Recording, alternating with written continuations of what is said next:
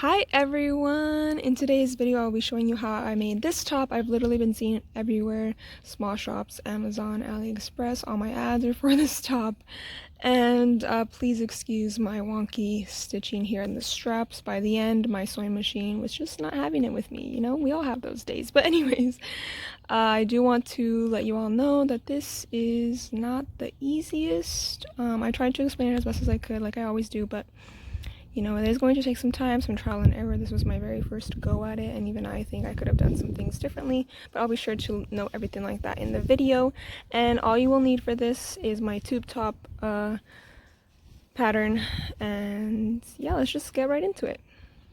Okay, we're outside today, so sorry for all the background noise in advance, but I have my pattern all printed out here. It looks a little different because I updated it since this version, but don't worry, this is pretty much the same thing. You're just gonna tape it up, line up all the pink squares, and get your tube top pattern out. So I'm just going to cut my size that I need today. I'm making a 2T size, and you only need the front and back part for today's video, but I just wanted to show y'all what it looks like taped up.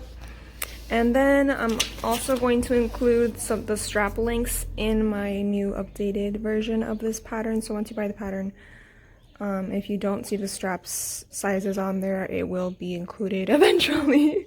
But today I'm going to do a 2T size for my daughter, so we're doing 10 and 5/8 for straps, and of course you're going to need 2 of those, unless you want to do one. That would be kind of cute, just one strap. But anyways, there's that. And then I got my elastic thread here, and we are going to be winding it onto the bobbin by hand. I know that sounds tedious, it is, but anyways, I'm going to cut out my pattern first, and then I'll show you what we need to do next. Okay, so here is our pattern all cut out, and I am going to modify it because in the image that I found, it does look more cropped, so we're going to just take 2 inches off. So I'm just going to line it up with my cutting board. So here I'm going to kind of just use my little cutting tool. This is the one I use for paper, and just line it up. It looks like it's going to be around the green line, so easy for me. And there, now we have our more cropped version of this top. And now what I'm going to do is wind my little, or I guess I'm going to show you what I'm going to do with cutting out the fabric next. Okay, so to cut out our pattern piece, first I'm folding it in my fabric in half like this. Stretch goes this way, like my arm. And I'm going to fold it again in half. So here's what that looks like. I don't know how well you can tell, but it's folded in half. And I actually needed to make it a little wider, so let me come back. Okay, now I'm going to lay my piece on the fold right here. And next I'm going to cut around the pattern on this side and this side only, and I'm going to give myself an extra hem allowance like this. And I want to go all the way toward over here and not cut this line. Don't cut that folded line. We're going to cut across it. Sorry, my cutting mat is off the table. And then again, that just an extra hem allowance. And now we're going to have, oops. Now we're going to have this like really long strip, which is exactly what we need for our tube top today. So now we have this long strip, and next we have to roll the bobbin. Okay, so I've done a few steps, sorry in advance, but I'm going to tell you exactly what I'm doing. So I went ahead and hemmed the top and the bottom of our fabric, and I went ahead and did 1 row of stitches just to show you what we're aiming for. So this is the effect. As you can tell, it's a little gathered. And this is what it looks like in the back. So you just want your elastic thread in the back and your normal thread in the front. If you want to match your thread to the fabric, go for it. But now I'm going to show you how I loaded my bobbin and everything to get to this point. But basically, the concept that we're doing is we're going to stitch straight lines like this all the way down to the other end of the fabric as much as we can, and the more that we do it, the more scrunched it's going to look. So let's get into how to do it. Okay, so first of all, you're going to have to hand wind your bobbin. If you have lots of extra bobbins, that would be ideal because then you don't have to do it as often. But all I did was I took my thread and I wound it by hand, and you don't have to stretch it or anything. Just get enough in there. I was able to finish one row, but I feel like I might not be able to do a second row, so I'm just gonna take it off and do it with you. So all you do is take your thread, you know, and put it through one of the holes like you normally would. And then I hold it on this side and I start to get a lot of thread out so that I don't have to stretch it. And then I start winding it up. What was that one song by like Nina Sky? Wind it, wind it, wind it up, wind it, wind it, wind it up. You know that one? Anyway, so now I'm going to just, like I mentioned, wind this bobbin up, and I'm not stretching my elastic at all. And I'm just going to fill it up as much as I can, but not too full because we don't want to mess with the machine catching everything. So once I'm done with that, I'll be back. Okay, I have it winded to about that much, and I'm going to snip this off and place it into my bobbin case. But I actually realized something. So, you know, normally you would load it in here. Wow, of course it's not gonna work. You would load it in there and, you know, flip it over here, whatnot. But I actually have to open up my machine because we need this thread to go into the tension disc. So I'm going to take these off. I actually don't even have them screwed on all the way so that I can easily remove them whenever I need. Because believe it or not, sometimes we have to mess with the bobbin tension and things like that. So I just have them, you know, not winded tightly. So I'm going to remove this one and come back. Then I'm going to pop this plate out, this gray one. Usually it just comes out, but okay, there we go. Whoa, lots of dust in there. I gotta clean it. Anyways, so we're going to make sure that that thread's out of the way. And you want to place this bad boy in here. I don't know if you can tell. I don't know if it's like focusing, but in here. There's like a little groove and you want to place it in there. I'm going to do it and then show you. Okay, so I got it in this groove and now I'm going to close everything back up and screw it on, you know. Okay, now I'm going to bring it around just so I can close it up in here. Oh my gosh, I swear anytime I'm filming I can't do anything. Okay, there we go. So now I'm going to close it up. Hopefully everything so far makes sense. And then we're going to fish for this thread. So what I do is I hold my regular thread and try to fish out the other one I'm going to hand wind. Sorry, I only have one hand. I'm going to hand wind it and then pull the elastic thread out with it. You know what I mean? So we're gonna fish it out essentially.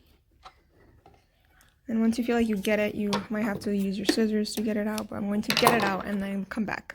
Okay, now I have both of the threads through, you know, that little area and we're ready to go. So I'm going to show you my settings. I'm using a straight stitch, just a 0, 4.5 for stitch length and 9 tension. That's why we had to get that little thread in that groove because the tension is super important.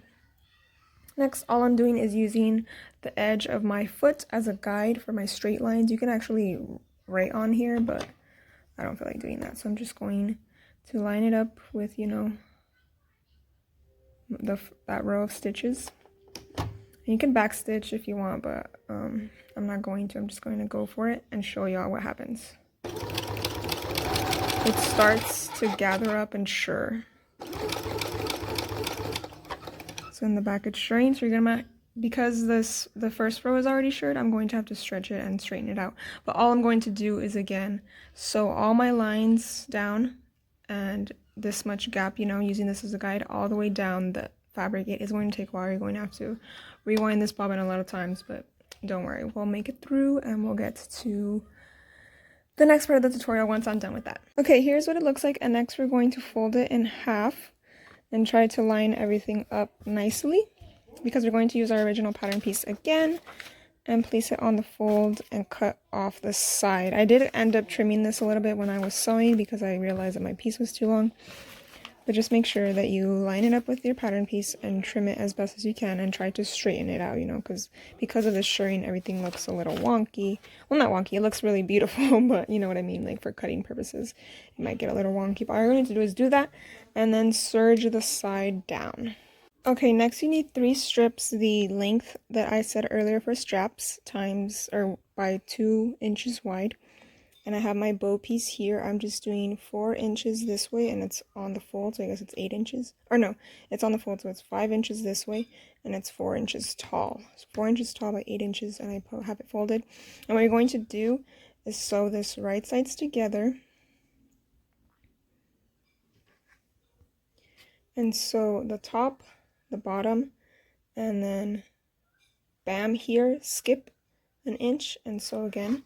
And then you'll end up with this piece once it's all turned right side out, and then you'll have to just close this with a ladder stitch. Be sure to look that up on YouTube or Google. And then for the straps, all the straps, we're just going to fold them right sides together, serge the raw edges together, and then flip them all right side out, and then we'll almost be done. Okay, so now I have my shirt piece and all my straps are flipped out. So what we're going to do next is take our bow piece. Again, I just serged all around, and all I'm going to do is create the flaps. I'm not a bow maker, but just kind of scrunch it like this. I'm going to use a pin just to keep it all together like this. So it's creating that bow shape. And we're going to do the same thing to the top. So we're going to find the middle. I have the back that I serged right here. We're going to find the middle and then scrunch up the middle just like we did with the bow. Now you're going to notice that my elastic thread, I forgot to leave the ends, forgot to leave ends on both sides, so it's looking a little wonky back here. Sorry about that. All you're going to do is find the middle, and we're going to place our bow on top like this, and then we're going to take our strap piece and wrap it around, and I'm going to loosely tie it. Then I'm going to take my pin out and kind of see where everything is going and center everything, and then tighten it more. And fluff up the bow and make sure that everything is in the center of the shirt. If it's not, you can move it around, you know. But it looks pretty good. So I'm going to now, I'm going to tighten the back of this, and you can glue it down or sew it down, but I'm just going to tie it twice and then clip off the edges. And all that's left to do is to sew our straps on, and we're almost done. Again, so I have it on my mannequin, and yes, she's been written on, but I just wanted to kind of figure out where I wanted the straps to go. And I figured that the best part is about 2 to 3 inches in from the side. So now I'm going to stitch this in place just with a straight stitch with my sewing machine. And then the edge of it, I'm just going to fold over and stitch again just with a straight stitch. Sorry, my nails are so bad. But that is going to be it for this video, and this is what it looks like. Super cute. And then, you know, it's going to be all ruffly and whatnot, and then we'll be done. I am going to show you what it looks like once I stitch the straps on, but I just wanted to make sure that I was going for the right look. And, you know, sometimes we don't always have toddlers that want to help us out, so I like to have this mannequin on hand.